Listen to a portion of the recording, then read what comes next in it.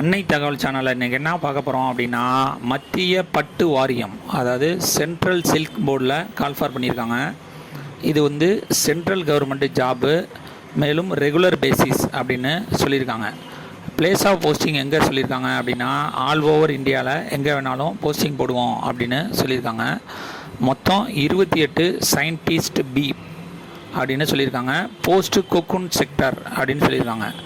Qualification என்ன எதிர்பார்க்குறாங்க அப்படின்னா, பிஇ அல்லது பிடெக்கில் டெக்ஸ்டைல் டெக்னாலஜி முடித்தவங்க இதுக்கு விண்ணப்பிக்கலாம் அப்படின்னு சொல்லியிருக்காங்க.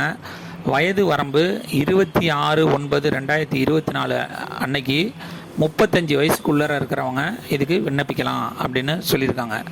சேலரி என்ன சொல்கிறாங்க அப்படின்னா, ஸ்டார்டிங் சேலரி 56,100லேருந்து 1,77,500 வரலும் கொடுப்போம் அப்படின்னு சொல்லியிருக்காங்க.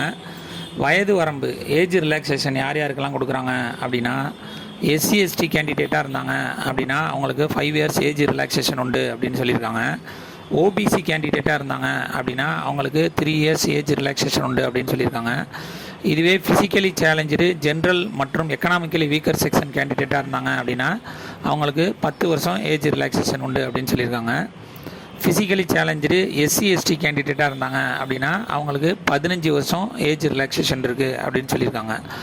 அதுவே கடைசியாக ஃபிசிக்கலி சேலஞ்சு ஓபிசி கேண்டிடேட்டாக இருந்தாங்க அப்படின்னா அவங்களுக்கு 13 வருஷம் ஏஜ் ரிலாக்ஸேஷன் இருக்குது அப்படின்னு சொல்லியிருக்காங்க. இதை தவிர எக்ஸ் சர்வீஸ்மேன் கேண்டிடேட்டாக இருந்தாங்க அப்படின்னா அவங்களுடைய ஆஸ் பர் கவர்மெண்ட் பாலிசி பிரகாரம் வேலைக்கு எடுத்துக்குவோம் அப்படின்னு சொல்லியிருக்காங்க. செலெக்ஷன் ப்ராசஸ் எப்படி நடக்குது அப்படின்னா, கேட் 2025 எவ்வளோ மார்க் வாங்கியிருக்கீங்களோ அது மற்றும் இன்டர்வியூ பேசிஸில் ஆளை செலக்ட் பண்ணுறோம் அப்படின்னு சொல்லியிருக்காங்க. இந்த எக்ஸாமுக்கு ஆன்லைன் மூலியமாக மட்டும்தான் விண்ணப்பிக்க முடியும். ஆன்லைன் மூலியமாக விண்ணப்பிக்கிறப்ப female candidate, SC ST, physically challenge கேண்டிடேட்டாக இருந்தாங்க அப்படின்னா அவங்களுக்கு ஆன்லைன் எக்ஸாமினேஷன் ஃபீஸு 900 அப்படின்னு சொல்லியிருக்காங்க. இதுவே அதர் கேண்டிடேட்டாக இருந்தாங்க அப்படின்னா அவங்களுக்கு 1800 ஆன்லைன் எக்ஸாமினேஷன் ஃபீஸு அப்படின்னு சொல்லியிருக்காங்க. Extended period for female, SC ST, physically challenger கேண்டிடேட்டாக இருந்தாங்க அப்படின்னா 1400 பணம் கட்டி விண்ணப்பிக்கலாம் அப்படின்னு சொல்லியிருக்காங்க. இதுவே அதர் கேண்டிடேட்டாக இருந்தாங்க அப்படின்னா 2300 ஆன்லைன் ஃபீஸ் கட்டணும் அப்படின்னு சொல்லியிருக்காங்க. விண்ணப்பிக்க கடைசி நாள் 26/9/2024 அப்படின்னு சொல்லியிருக்காங்க. டிஸ்கிரிப்ஷனில் ஆன்லைன் லிங்க் கொடுத்துருங்க.